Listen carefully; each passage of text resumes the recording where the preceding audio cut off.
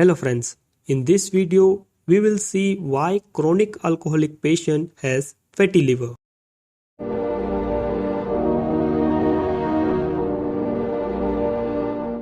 First we'll see alcohol metabolism in liver. Ethanol will be converted to acetaldehyde by alcohol dehydrogenase and one NAD will be converted to NADH. Then acetaldehyde will be converted to acetate by acetaldehyde dehydrogenase and one more NAD will be converted to NADH. There is no negative feedback control for alcohol metabolism. So alcohol oxidation is preferred over other macromolecules.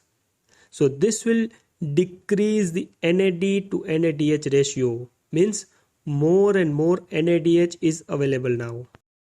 Reactions which uses this excess NADH are oxaloacetate to malate and pyruvate to lactate. And reactions which decreased in alcohol metabolism are gluconeogenesis as decreased pyruvate to oxaloacetate, TCA cycle due to decreased availability of oxaloacetate, and beta oxidation as it produces NADH and NADH is in excess. On other hand, no NAD is available in cells, so there is more availability of glyceraldehyde 3-phosphate which cannot be taken up by enzyme glyceraldehyde 3-phosphate dehydrogenase which uses NAD.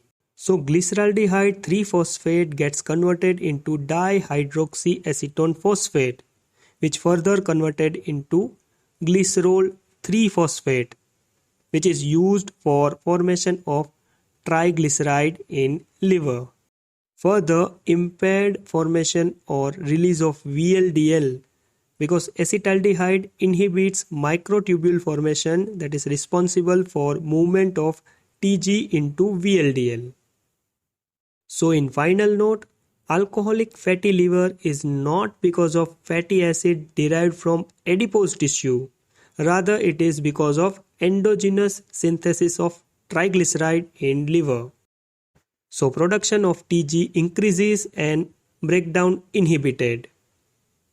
And these are the stages of liver damage.